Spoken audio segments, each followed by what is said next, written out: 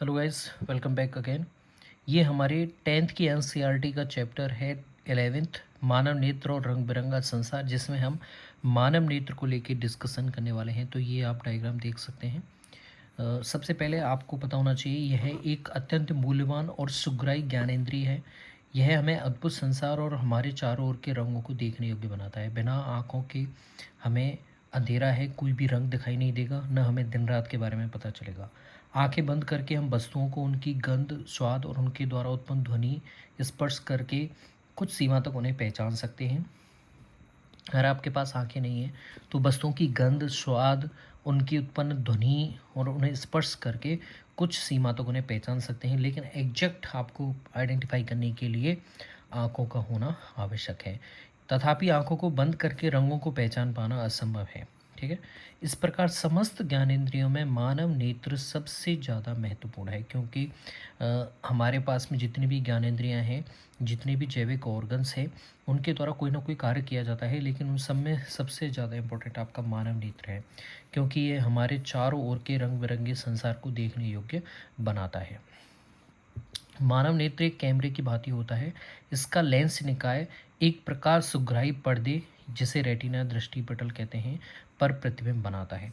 दृष्टिपटल ये इसका सबसे आंतरिक भाग होता है, जिसे हम दृष्टिपटल या रेटिना कहते हैं, और इसी जगह आपका प्रतिबिंब बनता है।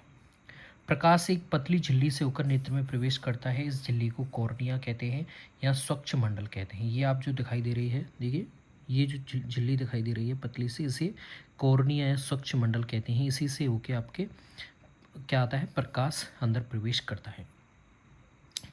अगर आप देखें, ये सिलरी पेशी है जो आपकी जो लेंस है इसके आकार को बढ़ाने या घटाने के लिए, ताकि इसकी क्षमता है, संसंजन क्षमता, जिससे इसकी पावर बढ़े। अगर आप दूर की चीज़ों को देखना चाहते हैं उस टाइम पे ये छोटा होना है, बड़ा होना है, ये सारी चीज़ें कौन डिसाइड करता है? पश्चिमावी पेशियाँ डिसाइड करती हैं। ये क्रिस्टलीय लेंस है, और ये देखें आप, इसके पास बाहर की तरफ एक कवरिंग दिखाई दे रही है लेंस की, जिसे हम आइरिस या परितारका कहते हैं। ठीक है। और बीच में पुतली होती है, जो कंचा जिसे आप बोलते हैं, सफ़ेद सा भाग दिखाई देता है, जिसे पुतली कहते हैं। ठीक है। और यहाँ पे देखिए, ये द्रव्य है कांचाप द्रव्य, और बाहर की तरफ है नेत्रोद्रव्य। ठीक है। और ये दृष्टिपटल है, और ये दृक तंत्रिका है, जिसके माध्यम से हमारे, जैसे यहाँ पे उल्टा प्रतिबिंब बनता है, और इस तंत्रिका के माध्यम से सूचना हमारे मस्तिष्क तक पहुँचाई जाती है, और हमारे मस्तिष्क में वह प्रतिबिंब सीधा बन जाता है। चलिए आगे चलते हैं।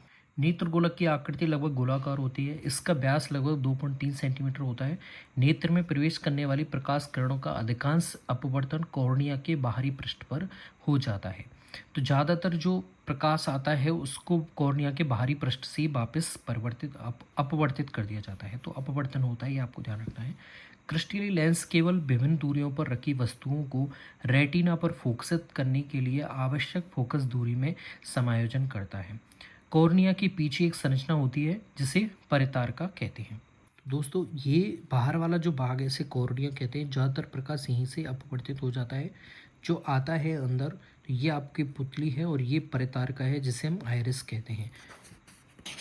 तो कॉर्निया के पीछे एक संरचना होती है जिसे आइरिस या परितारका कहते हैं। यह एक गहरा पेशीय डायफ्राम होता है जो पुतली के साइज को नियंत्रित करता है। ठीक है। पुतली नेत्र में प्रवेश करने वाली प्रकाश की मात्रा को नियंत्रित करती है। अभिनेत्र लेंस रेटिना पर किसी वस्तु का, जो लेंस है हमारा क्रिस्टलीय लेंस है आँख का, वो वस्तु का उल्टा और वास्तविक प्रतिबिंब बनाता है। रेटिना एक कोमल सूक्ष्म झिल्ली होती है।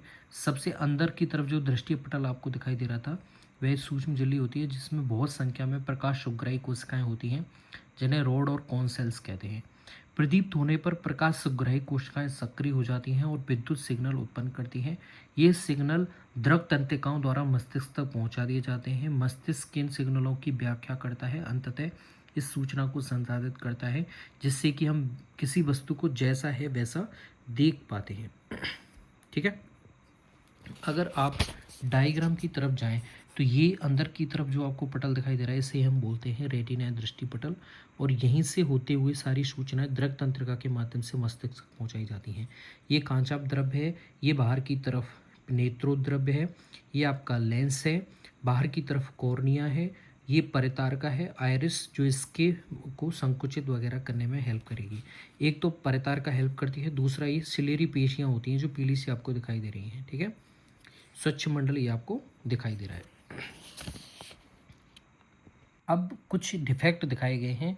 दृष्टि तंत्र के किसी भी भाग के क्षतिग्रस्त होने पर माल फंक्शन से आपके दृष्टि प्रक्रियाओं में सार्थक क्षति हो जाती है। उदाहरण के लिए प्रकाश संचरण में कोई भी संरचना अगर आपकी डिफेक्ट हो जाती है तो आपको देखने में चाक्षुष विकृति उत्पन्न हो सकती है। आपने अनुभव किया होगा जब तीव्र प्रकाश से किसी मंद प्रकाशित कमरे में प्रवेश करते हैं तो आरंभ में कुछ देर तक आप कमरे की वस्तुओं को देख नहीं पाते हैं, तो क्योंकि उस टाइम पे आपका लेंस समायोजित कर रहा है।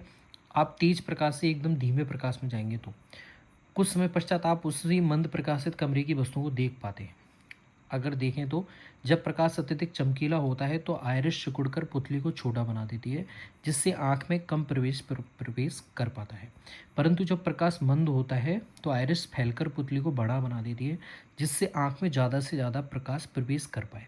इस प्रकार मंद प्रकाश में आयरिस की शिथिलता से पुतली पूर्ण रूप से खुल जाती है। इसीलिए समायोजन में कुछ समय का टाइम लगता है। इसीलिए आप तेज प्रकाश से अब धीमे प्रकाश में जाएंगे तो वहाँ पे आपकी पुतली को टाइम लगेगा, परितारिका को टाइम लगेगा उसे फैलाकर बड़ा करने में। इसीलिए कुछ समय लगता है आपको मंद प्रकाश में जाके उसे देखने में। इस प्रकार मंद प्रकाश में परितारिका की शिथिलता से पुतली पूर्ण रूप से खुल जाती है और आपको सारी वस्तुएं अच्छे से दिखाई दी जाती हैं। अगर आपके द्रव ज़्यादा हो जाएगा तो आपकी दिक्कत हो सकती है। दृष्टिपटल पे से पहले अगर प्रकाश अभिकेंद्रित हो रहा है तो आपको दूसरे जो जो रोग हैं वो हो सकते हैं, जिससे आप निकट दृष्टियाँ दूर दृष्टि रोग कहते हैं, वो हम अगले टॉपिक में डिस्कस करेंगे।